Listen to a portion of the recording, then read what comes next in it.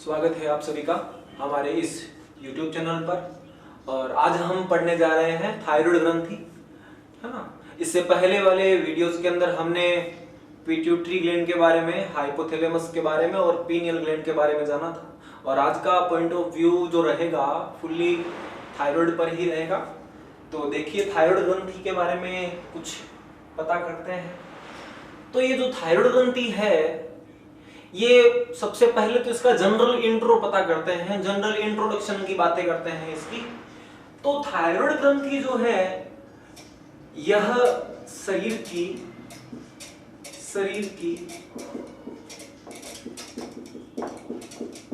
सबसे बड़ी अंतःस्रावी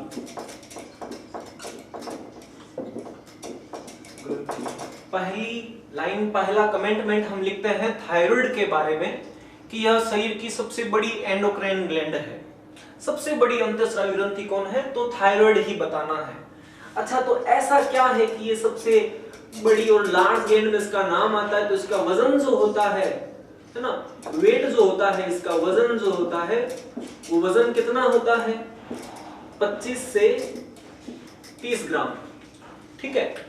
थर्ड, अगर बात की जाए इसके आकार की, आकार कैसा है? तो अंग्रेजी वर्णमाला का जो H होता है, लेटर H शेप जो है इसका आकार होगा। और कई जगह, कई बुक्स के अंदर हमें यह भी मिलता है कि इसका आकार जो होता है वो बटरफ्लाई जैसा होता है, तितली नुमा इसका आकार होता है, H शेप की होती है ये। ठीक है। अच्छा, अगर हम बात करें इसके रंग की, कलर की बात करें, तो इसका कलर होता है कैसा? पिंक कलर की ग्लैंड है ये। अच्छा, उत्पत्ति की बात की जाए अगर, है ना, उत्पत्ति कहां से हुई है, ओरिजिन कहां से हुई है? तो इसकी उत्पत्ति हुई है एंडोडर्म लेयर से। एंडोडर्म जो भ्रूणीय परतें होती हैं, एक्टो मीजो एंडो, ठीक है, तो एंडोडर्म से इसकी ओरिजिन हुई है। अच्छा, बात की जाए अगर लोकेशन की, अगर बात की जाए स्थिति की, तो स्थिति कहां है? तो इसकी स्थिति होती है ग्रीवा क्षेत्र में। हमारा जो नेक वाला रीजन है ना, ग्रीवा क्षेत्र जो है, नेक रीजन जो है, यहां पर ये पाई जाएगी। अगर एग्जैक्ट लोकेशन अगर पूछा जाए तो हमें क्लियर बता देना है कि ये जो अपना कंठ है, जिसको आप लेरिंग्स कहते हो, लेरिंग्स, ठीक है, लेरिंग्स, और जो अपनी ट्रेकिया है, ट्रेकिया मतलब ये जो श्वास नली है, श्वास नली जिसे आप कहते हो क्या? ट्रेकिया। तो श्वास नली और जो कंठ है इसके बीच में है, दोनों के बीच में उपस्थित होती है। इतनी बात क्लियर रखनी है।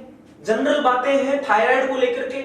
इसी थायराइड को एक और नाम दिया जाता है औटो ग्रंथि। सबसे बड़ी ग्रंथि है एंडोक्राइन के अंदर, और वेट 25 to 30 ग्राम होता है। और शेप जो होगा वो H शेप है या बटरफ्लाई शेप कह सकते हो। कलर होगा इसका पिंक, और ओरिजिन हुई है एंडोडर्म से। स्थिति जो है नेक रीजन में है, ग्रीवा क्षेत्र में है। और लेरिंग्स व श्वास नली जो है, अपना जो कंठ है, अपने जो ट्रेकिया है, श्वास नली है, इसके बीच में लोकेटेड है। इतनी बातें क्लियर है। तो अब थोड़ा और आगे बढ़ते हैं। ये जो अपनी थायराइड ग्रंथि है कुछ ऐसी है, देखें।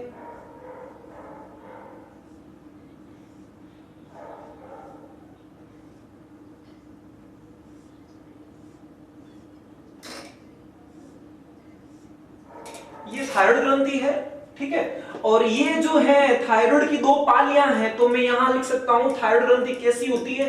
तो थायराइड ग्रंथि जो है द्विपालित होती है, मतलब इसकी दो पालियां होगी, दो लोब्स पाए जाएंगे, लेटरल लोब्स पाए जाएंगे दो, ठीक है।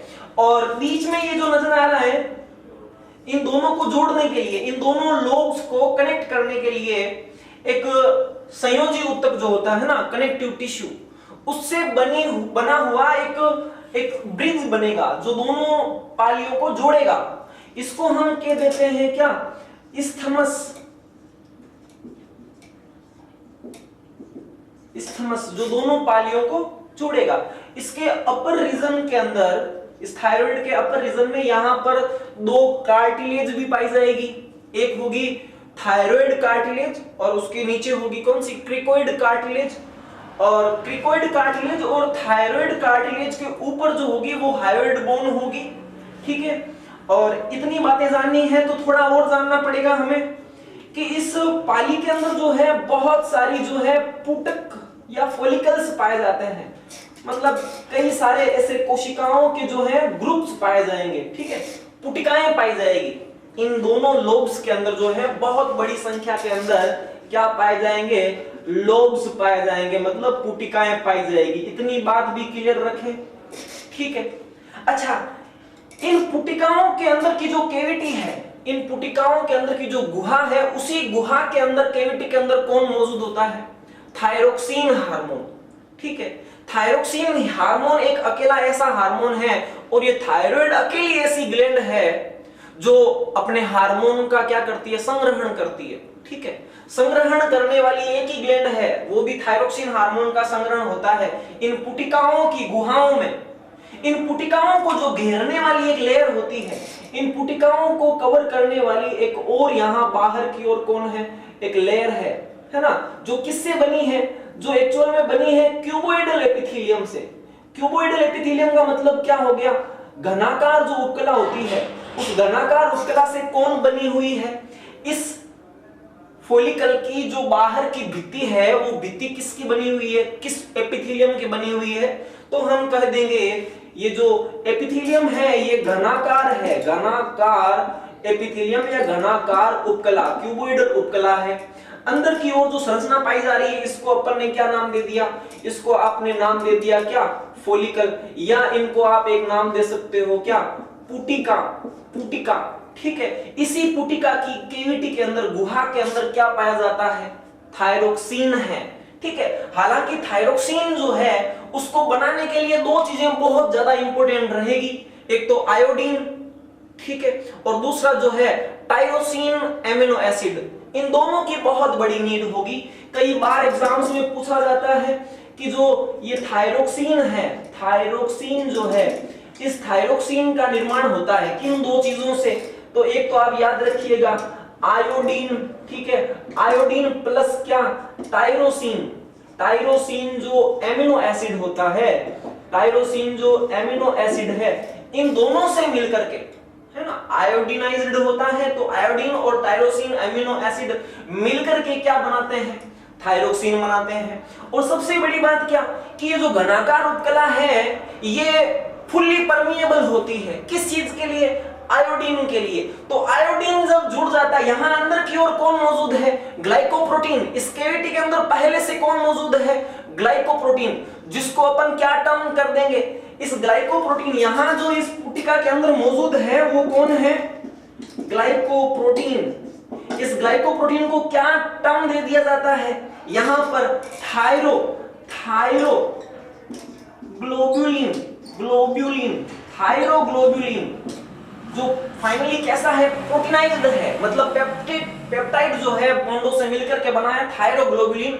और इससे जब कनेक्ट हो जाएगा कौन, आयोडीन, तो दो प्रकार के हार्मोन बनेंगे। यहां पर भीतर की ओर दो प्रकार के हार्मोन बनेंगे, एक बनेगा ट्राई आयोडोथायरोनिन और एक बनेगा टेट्रा आयोडोथायरोनिन। तो इनके बारे में भी हम जानेंगे। एक चीज और जान लेनी है हमें, हालांकि हम अभी कुछ देर बाद में हार्मोन्स के नेचर के बारे में, उनका इफेक्ट वगैरह पढ़ेंगे, लेकिन उससे पहले आप ये जान लो कि ये जो थायरोक्सिन है, इस थायरोक्सिन की सबसे ज्यादा जो कंसंट्रेशन होती है, सांद्रता होती है, वो कहां होगी, सीधी सी बात है थायराइड में। और पूछे अगर आयोडीन की सांद्रता सबसे ज्यादा कहां है पूरी बॉडी में, तो थायराइड ग्रंथि के अंदर ही सबसे ज्यादा, कितनी, तो लगभग जो है 65% तक आयोडीन जो है संग्रहित रहता है, मतलब आयोडीन पाया जाता है किसके अंदर, इसी थायराइड ग्रंथि के अंदर। इतना क्लियर है। तो अब कुछ और बातें कर लेते हैं हम, ठीक है। एक चीज और याद रखिएगा, यहां पर थायरोक्सिन हार्मोन का जो संश्लेषण होना है, थायरोक्सिन हार्मोन के जो बनने की प्रोसेस है, वो मतलब एक मैकेनिज्म पढ़ोगे आप, है ना, फीडबैक मैकेनिज्म। तो फीडबैक मैकेनिज्म का मतलब क्या हो गया कि मान लीजिए कि बॉडी के अंदर थायरोक्सिन की मात्रा कम है, थायरोक्सिन की मात्रा कम है ब्लड के अंदर, बॉडी के अंदर, तो सीधी सी बात है कि हमारी जो पिट्यूटरी है, हमारी जो पिट्यूटरी ग्लैंड है, वो एक हार्मोन बनाएगी, thyroid stimulating hormone TSH। Hypothalamus किसके पास भेजेगी? थायराइड स्टिमुलेटिंग हार्मोन जो है वो जनरली कहां जाएगा? इस थायराइड के पास आएगा, और थायराइड को क्या बनाने के लिए प्रेरित करेगा? कि थायरोक्सिन बना। इतनी बात क्लियर रखें। थोड़ा आगे बढ़ते हैं, अब पढ़ेंगे अपन, थोड़ा आगे बढ़ेंगे और पढ़ेंगे कि पुटक की जो कोशिकाएं हैं, पुटक की जो भित्ति है, फॉलिकल्स की जो भित्तियां हैं, वहां पर दो प्रकार की सेल्स पाई जाएगी। तो इसको थोड़ा मैं रफ कर देता हूं, ठीक है।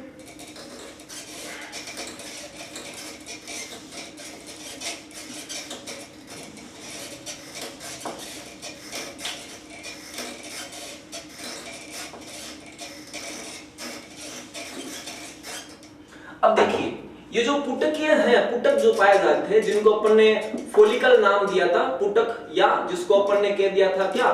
फॉलिकल्स कह दिया था। ये फॉलिकल्स जो है, फॉलिकल्स पुटक की भित्ति पर दो प्रकार की कोशिकाएं उपस्थित होती है। दो प्रकार की कोशिकाएं यहां पाई जाएगी फॉलिकल की भित्ति पर। तो कौन कौन सी है वो दो प्रकार की कोशिकाएं, उनके बारे में थोड़ा पढ़ लेते हैं। तो यहां पर एक सेल जो है उसका नाम है प्रिंसिपल सेल, याद रखिएगा। प्रधान कोशिका है, प्रिंसिपल सेल है।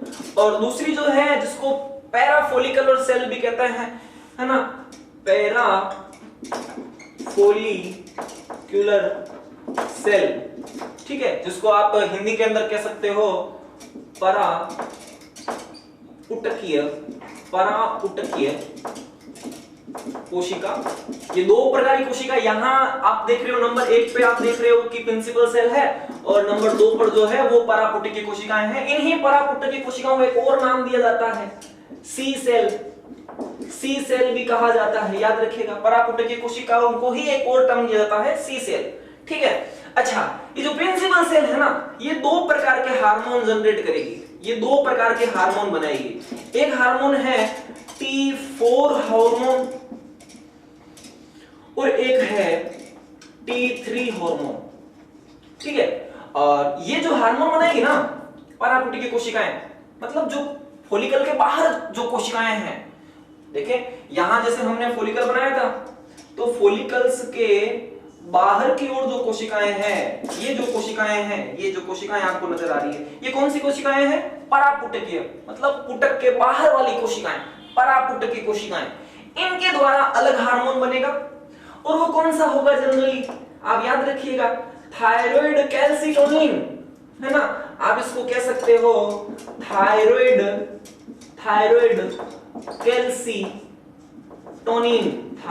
कैल्सिटोनिन, या इजीली आप एक और नाम दे सकते हो, ओनली फॉर चलेगा, कैल्सिटोनिन भी कह सकते हो, ठीक है। तो कई सारे नाम हैं, आप देखो TCT कह दिया, थायराइड कैल्सिटोनिन कह दिया, या कैल्सिटोनिन भी कह दिया तो भी काफी है। ये T4 हार्मोन और ये T3 हार्मोन नजर आ रहा है। T4 का मतलब क्या है?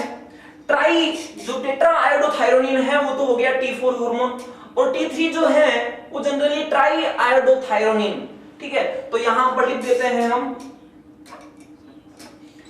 टेट्रा आयोडोथायरोनिन, टेट्रा आयोडोथायरोनिन, और इसका नाम रख दिया जाएगा क्या? Try iodothyronine. जनरली मैं आपको बता दूं कि ये जो T4 हार्मोन है, यही एक्चुअल में कौन सा हार्मोन है? थायरोक्सिन हार्मोन है।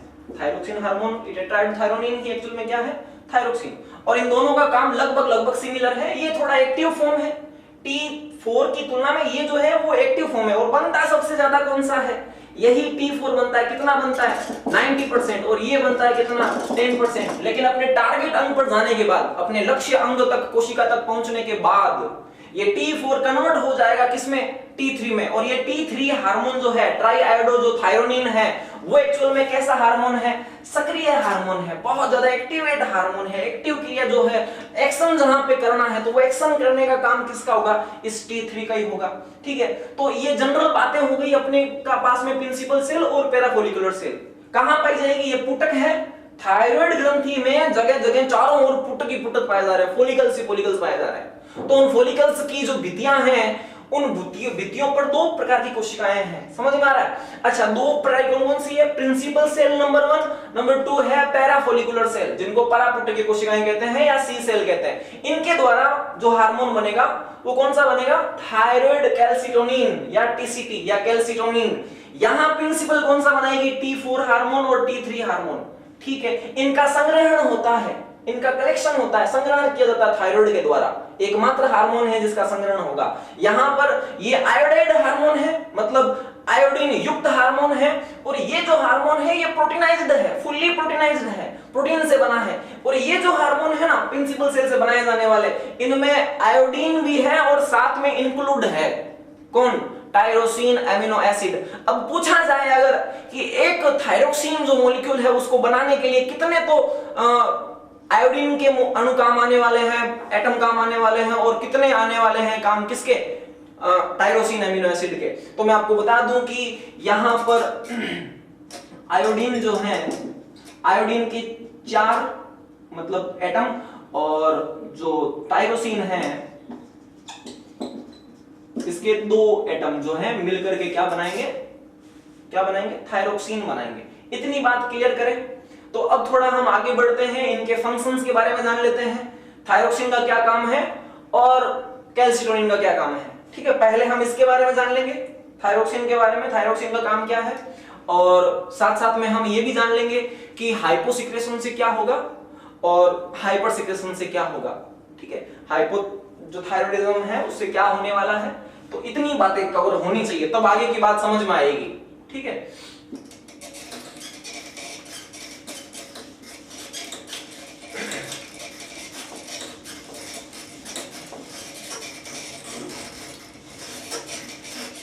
अब देखो यहां पर हम जनरली बात कर लेते हैं थायरोक्सिन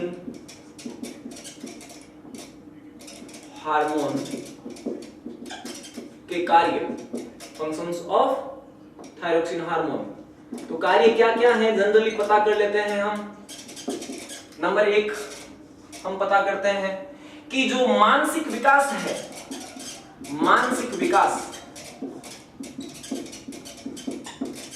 ये पहला काम हो गया, है ना। मेंटली ग्रोथ अगर करनी है तो मेंटली ग्रोथ कौन करेगा, कौन हेल्प करेगा? तो हम कहेंगे थायरोक्सिन हेल्प करेगा। अच्छा, प्लस हम यहां पर और भी काम लिख सकते हैं, शरीर की वृद्धि व विकास में सहायक, ये सबसे बड़ा काम हो गया इसका, वृद्धि और विकास में सहायक है। ग्रोथ हार्मोन यहां इंक्लूड रहेगा। शरीर की वृद्धि और विकास में जो स्केलेटन जो ग्रोथ होती है, कंकालीय जो ग्रोथ होती है, उस ग्रोथ के लिए, उस विकास के लिए कौन हेल्पफुल है? थायरोक्सिन, ठीक है। अच्छा, दूसरी बात कर ली जाए अगर, तो जो ऑक्सीकारी जो उपापचय होता है, उपापचय मतलब प्रमोट करना होता है अगर कैटाबोलिज्म को, तो प्रमोट कैटाबोलिज्म में यहां लिख सकता हूं प्रमोट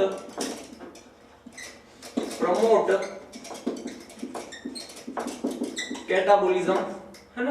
कैटाबोलिज्म को प्रमोट करना है, जितनी भी अंदर टूटने वाली रिएक्शंस होती है किसी चीज को, सेल्स के अंदर जो विघटनात्मक रिएक्शन चलती है, तो वहां प्रमोट करने का काम किसका होगा? इसी थायरोक्सिन का होगा।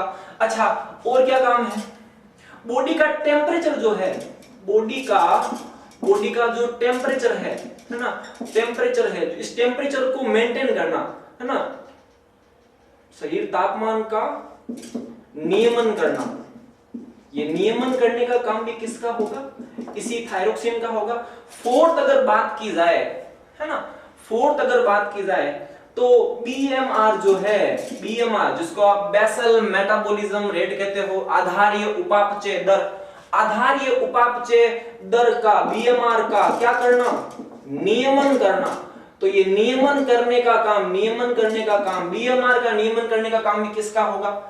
इसी थायरोक्सिन का होगा, ठीक है। हम थायरोक्सिन के जनरल जो फंक्शंस हैं उनके बारे में बातें कर रहे हैं, ठीक है। पांचवी बात क्या, जनरली ये जो टेडपोल लार्वा होता है, टेडपोल लार्वा, मेंढक का लार्वा है टेडपोल लार्वा, टेडपोल लार्वा का वयस्क मेंढक में कायांतरण, मेटामॉर्फोसिस जिसको कहते हैं, ठीक है, तो कायांतरण के लिए अति आवश्यक, कहने का मतलब क्या कि अगर मेंढक के लार्वा को अगर मान लो ये थायरोक्सिन नहीं मिला या नहीं बन पाया तो वो कभी भी मतलब मेच्योर जो मेंढक है, एक वयस्क मेंढक है, उसमें कभी भी मेटामॉर्फोसिस जो होती है, कायांतरण जो होता है वो नहीं हो पाएगा। तो हम कह सकते हैं कि टेडपोल लार्वा का वयस्क मेंढक में कायांतरण के लिए भी बहुत आवश्यक है।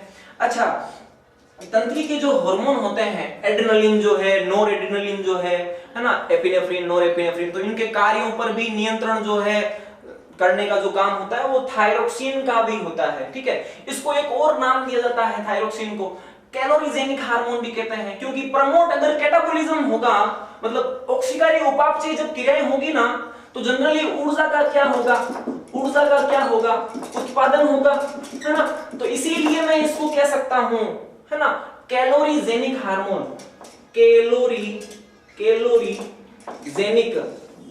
कैलोरीजेनिक जो हार्मोन है वो कौन है, तो मैं कह सकता हूं थायरोक्सिन है। क्योंकि जब ऑक्सीकारी उपापचय प्रमोट जब कैटाबोलिज्म होगा इसके द्वारा, तो एनर्जी का प्रोडक्शन होगा, डेफिनेटली बॉडी का प्रोडक्शन होगा, तो कैलोरी जो है, ऊर्जा जो है वो बनेगी। तो इसीलिए मैं इसको एक टर्म दे सकता हूं, कैलोरीजेनिक हार्मोन, ठीक है। बॉडी टेम्परेचर का मेंटेन करना, बीएमआर का नियमन करना, टेडपोल लार्वा, ये सारी बातें जो है ये जनरल फीचर हैं, जनरल फंक्शंस हैं थायरोक्सिन के। तो अब हम पढ़ लेते हैं हाइपोथायरॉयडिज्म से क्या होगा और हाइपरथायरॉयडिज्म से क्या होने वाला है, ठीक है। तो चलते हैं आगे।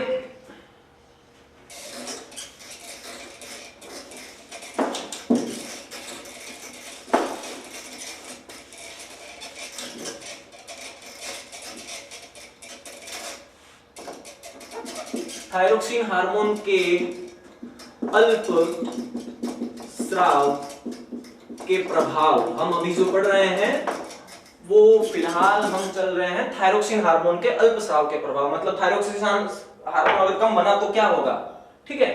तो अगर देखा जाए बच्चों के अंदर अगर बात की जाए तो एक डिजीज हो जाती है क्रिटिनिज्म, ठीक है। इसी क्रिटिनिज्म को कहा जाता है जड़ वामनता, ठीक है, या ऑटोमानवता भी कह सकते हैं। तो क्रिटिनिज्म, जड़ वामनता, ये किसमें होता है, जनरली किसमें होता है, तो आप याद रखिएगा ये जो डिजीज होती है ये बच्चों के अंदर होती है, बच्चों के अंदर। जनरली ये जो क्रिटिनिज्म है, अगर 5 या 7-8 साल का बच्चा है तो उसके अंदर अगर मान लो थायरोक्सिन नहीं बना तो उसमें एक रोग हो जाएगा, एक डिजीज हो जाएगी, क्या, क्रिटिनिज्म, ठीक है। इसके लक्षण क्या है, क्रिटिनिज्म के लक्षण क्या है, तो लक्षणों की बात की जाए, क्रिटिनिज्म के लक्षणों की बात की जाए तो जनरली यहां पर आप देखोगे मेंटल रिटार्डेशन जो होता है, मतलब मानसिक जो विकास है वो अवरुद्ध हो जाएगा, मानसिक विकास अवरुद्ध हो जाता है। मतलब मेंटल रिटार्डेशन जो होगा, मानसिक विकास अवरुद्ध हो जाएगा, जिसको आप इंग्लिश में टर्म दे सकते हो मेंटली रिटार्डेशन, जिसको कह सकते हो, ठीक है। अच्छा, और क्या है, बोनापन, जिसको आप कह सकते हो ड्वार्फिज्म, ठीक है, ड्वार्फिज्म कह सकते हो। तो ड्वार्फिज्म जो होगा, बोनापन जो होगा, अगर ये थायरोक्सिन नहीं बना तो बोनापन का लक्षण भी नजर आएगा।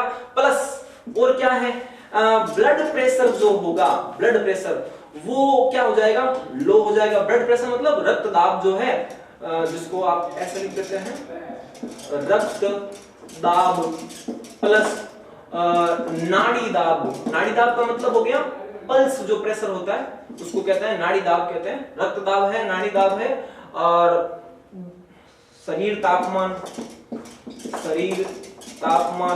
है ना, ये सब क्या हो जाएंगे, कम हो जाएंगे। तो बॉडी का जो ब्लड प्रेशर है या पल्स प्रेशर है या शरीर का तापमान है, प्लस में यहां पर एक चीज और लिख सकता हूं, BMR जो है वो भी क्या हो जाएगी, डाउन। तो देखो आधारीय उपापचय दर भी कम हो जाएगी, रक्तदाब भी कम होगा, नाड़ी दाब भी कम होगा, शरीर का तापमान भी कम हो जाएगा। तो ये सारे सिम्टम्स नजर आएंगे। सबसे बड़ा सिम्टम क्या है, मानसिक विकास अवरुद्ध हो जाएगा, बोनापन, ड्वार्फिज्म, प्लस साथ ही साथ में एक और सिम्टम याद रख सकते हो, जननांगों का विकास अवरुद्ध हो सकता है, जननांगों का विकास भी अवरुद्ध हो जाएगा। और साथ साथ में हम ये भी कह सकते हैं कि वो जो बच्चे होंगे वो स्टेराइल होंगे, मतलब बंदी होंगे। तो ये जनरल कैरेक्टर है क्रिटिनिज्म के। पहली डिजीज थायरोक्सिन हार्मोन के अल्प स्राव के प्रभाव पड़ रहे हैं, तो क्रिटिनिज्म है, जड़ मानवता है, बच्चों के अंदर होती है और मानसिक विकास अवरुद्ध हो जाएगा, बोनापन है, जननांगों का विकास अवरुद्ध है, साथ साथ में बीएमआर गिर जाएगी, ब्लड प्रेशर कम हो जाएगा, ब्लड प्रेशर, शरीर का तापमान, ये सब के सब क्या हो जाएंगे, कम हो जाता है ना। तो क्या क्या कम हो जाएंगे, देखो बीएमआर डाउन हो गई, रक्त दाब है वो कम हो गया, नाड़ी दाब प्लस शरीर के तापमान, ये सभी की सभी चीजें क्या हो जाएगी, डिक्रीज हो जाएगी। इन सब के लेवल में क्या हो जाएगा, डिक्रीज जो कैरेक्टर है वो आ जाएगा, मतलब ये सब कम हो जाएंगे। ठीक है, तो ये तो है क्रिटिनिज्म। दूसरा डिजीज पढ़ लेते हैं हम,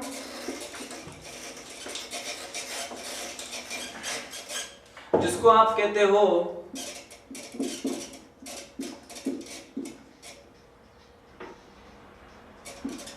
मिक्सीडिमा। मिक्सीडिमा जिसको नाम देते हो, ये जनरली वयस्कों में होता है ना, वयस्क में होता है, वयस्क में। और वयस्क में भी ज्यादा जो होता है, ज्यादातर जो होता है वो फीमेल्स के अंदर होता है, फीमेल्स के अंदर ये मिक्सीडिमा ज्यादा होता है। ठीक है, अच्छा इसको गर्ल्स डिजीज भी कहते हैं, GULLS, गर्ल्स डिजीज, गर्ल्स रोग भी कह सकते हैं। इसी बीमारी को हम एक और नाम दे सकते हैं, गर्ल्स रोग। वयस्क में होगी, फीमेल्स में होगी ज्यादा, दोनों में होती है, मेल फीमेल में, लेकिन ज्यादा जनरली किसमें होती है, फीमेल में। क्या होगा, तो देखो त्वचा है ना, मुख्यतः मुख है ना, शरीर पर वसा का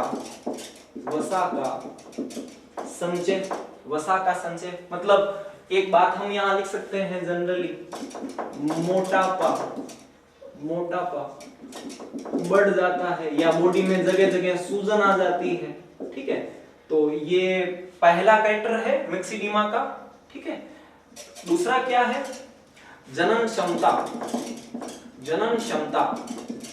जो रिप्रोडक्टिव जो कैपेसिटी है वो जनन क्षमता क्या हो जाएगी, जनन क्षमता कम हो जाती है। ठीक है, जनन क्षमता क्या हो जाएगी, कम हो जाएगी। प्लस और क्या है, आप देख लीजिए, इसके अलावा जो जड़ मानवता के जो सारे हैं, जैसे बीएमआर घट जाना, ठीक है, ब्लड प्रेशर जो है वो भी घट जाएगा, प्लस बॉडी का जो टेम्परेचर है वो भी डिक्रीज हो जाएगा, प्लस इसके अलावा आप देखोगे कि पल्स रेट जो है वो भी डाउन हो जाएगी। तो ये मिक्सीडिमा डिजीज है। ठीक है, दो डिजीज क्लियर हो चुकी है। जब थायरोक्सिन हार्मोन का सिक्रेशन कम होगा तो दो डिजीज आप याद रखिएगा, एक क्रिटिनिज्म बच्चों के अंदर, दूसरी मिक्सीडिमा है ना, जिसको गर्ल्स डिजीज भी कहते हैं, वयस्कों में होती है, मेल फीमेल दोनों में हो सकती है, लेकिन जनरली ज्यादा किस में मिलेगी, फीमेल्स के अंदर। ठीक है, तो ये बातें हैं कुछ, है ना। थोड़ी और बातें करते हैं, आगे चलते हैं। एक कॉमन डिजीज आप पढ़ोगे है ना, जो 8th लेवल में बताई जाती है, कॉमन डिजीज है, जिसको आप कह सकते हो सामान्य गलगंड है ना, या इसी को आप कहते हो गोइटर, इसी को आप कहते हो घेंघा। ठीक है, ये डिजीज की सामान्य कॉमन डिजीज है ये। इसमें होगा क्या कि जो थायराइड, देखो लक्षण में पहला लक्षण क्या लिख देते हैं, थायराइड ग्रंथि फूल जाती है, थायराइड ग्रंथि जो है फूल जाती है, गला जो है उभर करके बाहर की ओर आ जाएगा, लटक सा जाएगा। तो थायराइड ग्रंथि जो है वो फूल जाती है, किसके अंदर, गलगंड के अंदर, गोइटर के अंदर। अच्छा, इसकी सबसे बड़ी खास बात क्या, ये जो रोग है ना, यह रोग मतलब एपिडेमिक जिसको कह सकते हैं या क्षेत्र विशेष होता है, क्षेत्र विशेष होता है। मतलब जो पहाड़ी क्षेत्रों पर जो लोग रहते हैं जनरली उनके अंदर यह रोग ज्यादा देखा जाता है।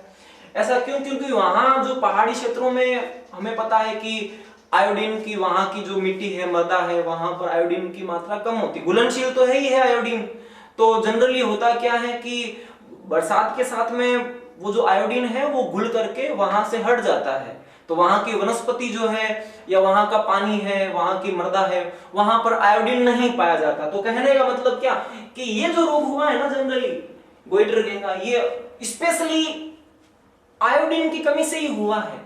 इसलिए हमें रिकमेंड किया जाता है, डॉक्टर्स लोग भी बोलते हैं, एडवर्टाइजमेंट भी आता है, गवर्नमेंट भी यही बोलती है कि आयोडीन युक्त नमक खाना चाहिए, है ना। तो आयोडीन युक्त नमक खाने का मतलब क्या हो गया कि थायरोक्सिन बनेगा प्रॉपर। आप ये मान लीजिए कि थायरोक्सिन को बनने के लिए आयोडीन की जो मस्ट नीड होती है, बहुत ज्यादा नीड होती है। अगर आपके भोजन में आयोडीन नहीं है तो थायरोक्सिन नहीं बनेगा। इसीलिए तो कहा जाता है जो आप नमक खाते हैं, साल्ट जो खाते हैं, उस साल्ट के अंदर क्या होना बहुत जरूरी है, नमक होना बहुत जरूरी है। अगर साल्ट में नमक नहीं है तो थायराइड ग्रंथि थायरोक्सिन हार्मोन नहीं बनाएगी, और अगर नहीं बनाएगी तो बहुत सारी डिजीज जो है देखने को मिलेगी, बहुत सारी डिजीज सामने आएगी। तो अब हमारे सामने एक डिजीज है, हाशिमोटो डिजीज है, हाशिमोटो रोग है, जो एक प्रकार की ऑटो इम्यून डिजीज है, जिसको कहा जाता है स्व प्रतिरक्षात्मक रोग होगा।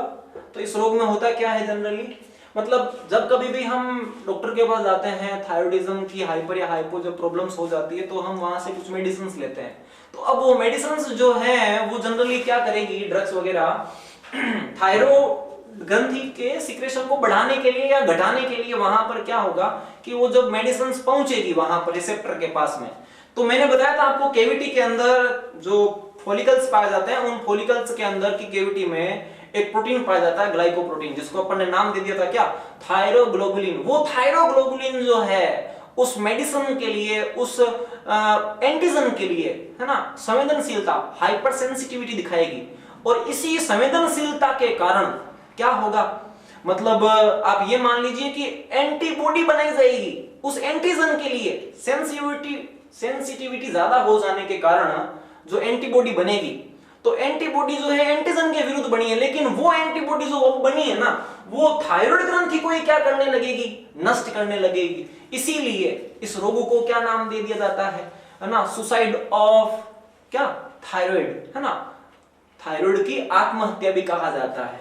तो हाशिमोटो का रोग भी समझ में आ रहा है। अच्छा, इसके बाद में अपन थोड़ा हाइपर सिक्रेशन की, ये तो अल्प सिक्रेशन वाली बातें हो गई, अब हाइपो सिक्रेशन वाली बातें कर लेते हैं।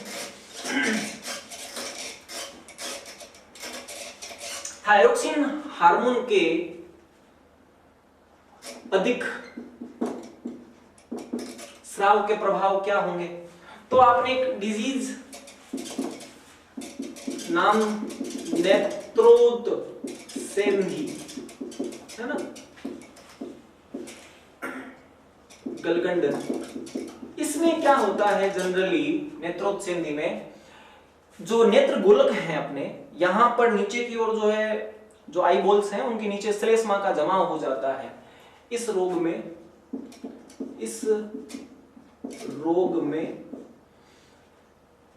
नेत्र गोलक नीचे श्लेष्मा का जमाव हो जाता है, जिसके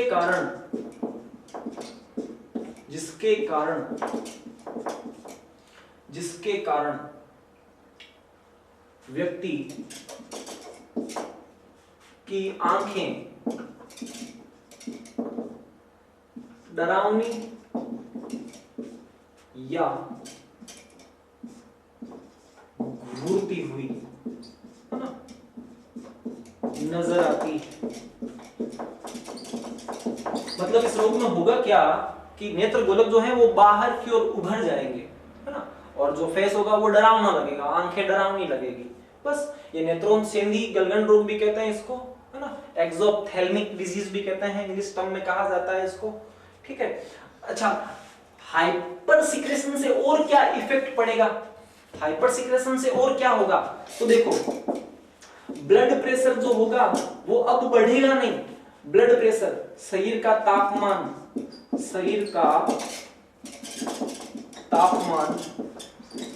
बढ़ जाता है, शरीर का तापमान प्लस रुधिर दाब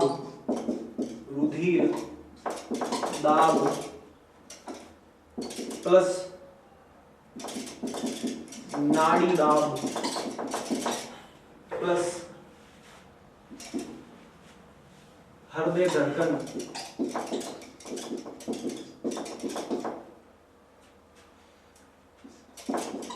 बढ़ जाती है। ये सब चीजें इंक्रीज हो जाएगी जब हाइपर सिक्रेशन होगा, तापमान बढ़ेगा, ब्लड प्रेशर बढ़ेगा, पल्स प्रेशर बढ़ेगा, हार्ट बीट भी बढ़ेगी, है ना। और साथ ही साथ में हाइपर सिक्रेशन से जैसे हाथ व पांव में, है ना, हाथ व पांव में कंपन होना, ये लक्षण है। हाइपर अगर सिक्रेशन हो रहा है थायरोक्सिन के तो हाथ पांव जो है उनमें वाइब्रेशन होगा, हाथ पांव में कंपन होगा, है ना, प्लस चिड़चिड़ापन है ना, प्लस आप देखोगे कि शरीर से अत्यधिक मात्रा में पसीने का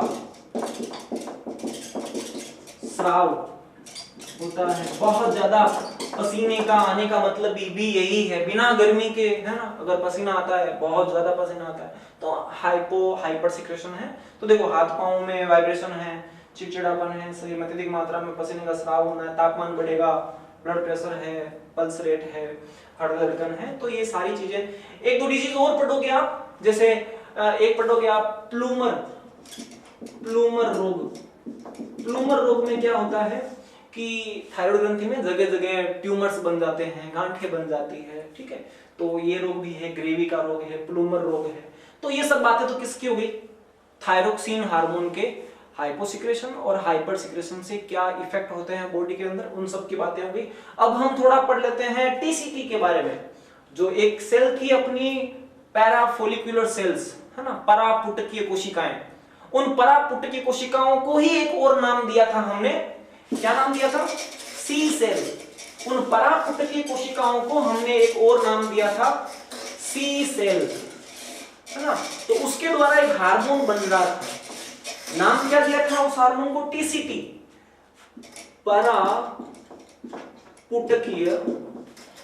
परापुटकीय कोशिकाएं। सेकेंड सेल थी परापुटकीय कोशिकाएं, है ना, पैराफोलिकुलर सेल्स।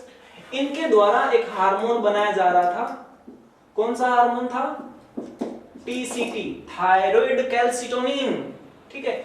इनका एक और नाम दिया था हमने सी कोशिका, सी सेल भी कहते हैं इसको, टीसीटी, या आप कह सकते हो थायरो कैल्सिटोनिन। यह हार्मोन क्या करेगा, बहुत इंपॉर्टेंट रोल है इसका हमारे बॉडी के अंदर। तो देखो यह हार्मोन शरीर में,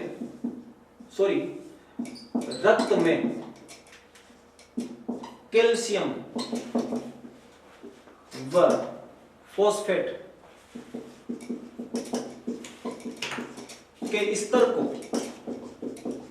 फॉस्फेट के और कैल्शियम के स्तर को कम करता है। याद रखिएगा, बहुत इंपॉर्टेंट रोल है। कैल्शियम और फॉस्फेट, H3PO4 और कैल्शियम के लेवल को कम करेगा। कहां से, ब्लड से। मतलब ब्लड के पास अगर मान लो कैल्शियम एक्सेस अमाउंट में है, ब्लड के पास मान लो कैल्शियम ज्यादा है, कैल्शियम जो है वो ज्यादा है, तो ज्यादा है तो ये हार्मोन क्या करेगा, इस कैल्शियम को उठा के कहां लेके जाएगा, बोन्स के पास। बोन्स जो होती है हमारी, जो अस्थियां होती है ना, उस अस्थियों के पास जो है, अस्थि के पास, बोन्स के पास लेके जाएगा कौन, यही कैल्सिटोनिन, मतलब कहने का मतलब काम क्या कर रहा है, ये ब्लड में से कैल्शियम के स्तर को कम करेगा। इसका एक एंटागोनिस्ट है, इस कैल्सिटोनिन का एक एंटागोनिस्ट हार्मोन है, एंटागोनिस्ट हार्मोन भी है, और उस एंटागोनिस्ट हार्मोन का नाम क्या है, आप देखिएगा पैराथायरॉयड हार्मोन, पीटीएच। अगली ग्लैंड वही होगी हमारी पैराथायरॉयड ग्रंथि, जिसके द्वारा एक हार्मोन बनता है पैराथायरोक्सिन या पैराथार्मोन हार्मोन। तो ये पैराथायरॉयड हार्मोन जो है ना, ये क्या करेगा, कैल्शियम के स्तर को बॉडी में बढ़ाएगा, जबकि कैल्सिटोनिन क्या करता है, कैल्शियम के स्तर को कम करता है। मतलब क्या कि बॉडी में अगर एक्सेस अमाउंट में ज्यादा मात्रा में कैल्शियम है तो उस कैल्शियम को कहां लेकर जाएगा, बोन्स के पास, और बोन्स में वहां पर बोन्स को क्या मिलेगी, मजबूती मिलेगी, है ना। तो कहां कहां होता है कैल्शियम हमें पता ही है, ब्लड में तो है ही है, उसको कम किया जा रहा है किसके द्वारा, कैल्सिटोनिन के द्वारा। इसके अलावा कहां है, दांतों के पास भी है, अस्थियों के पास भी है, नेल्स के पास भी है ना। तो अब एक चीज वो समझनी है कि अगर यहां पर इसका लेवल कम हो गया, मान लो टीसीटी का लेवल, थायरोकैल्सिटोनिन का लेवल कम हो गया, तो एक डिजीज हो जाती है जिसको आप कहते हो क्या, ओस्टियोपोरोसिस। ओस्टियोपोरोसिस का मतलब क्या हो गया, इसको हिंदी में कहते हैं अस्थि छिद्रता। मतलब अस्थियों के अंदर, बोन्स के अंदर क्या बन जाएंगे, पोर बन जाएंगे, छिद्र बन जाएंगे, और हड्डियों के अंदर भंगुरता का लक्षण ज्यादा आ जाएगा, मतलब खोखली हो जाएगी, हल्की सी चोट पर टूट सकती है। अगर कैल्सिटोनिन का लेवल बॉडी में कम हो गया तो कौन सा रोग होगा, ओस्टियोपोरोसिस नाम का रोग होगा, ठीक है। अच्छा, कैल्सिटोनिन जो है ये क्या करेगा, ब्लड के अंदर कैल्शियम और फॉस्फेट के स्तर को बैलेंस करेगा, और एक्स्ट्रा सेलुलर फ्लूइड जो है वहां पर जो कैल्शियम है उसको यूरिन के रास्ते से भी उसको एक्सक्रिएट करवाने की कोशिश करेगा, उत्सर्जन करवाने की कोशिश करेगा। तो ये सारी बातें हैं। और कैल्सिटोनिन का एंटागोनिस्ट हार्मोन, प्रतिद्वंदी हार्मोन, विपरीत काम करने वाला हार्मोन कौन है, तो अब याद रखिएगा पीटीएच, है ना, पैराथायरॉयड हार्मोन। इसका पूरा ऑपोजिट काम करेगा, जो काम कैल्सिटोनिन करता है उसका ऑपोजिट काम कौन करता है, पीटीएच, मतलब पैराथायरॉयड हार्मोन, ठीक है। तो ये जनरल बातें थी, और नेक्स्ट वीडियो अपना पैराथायरॉयड पर और थाइमस ग्रंथि पर होगा। तो इसी तरह देखते रहिए हमारे वीडियोस को।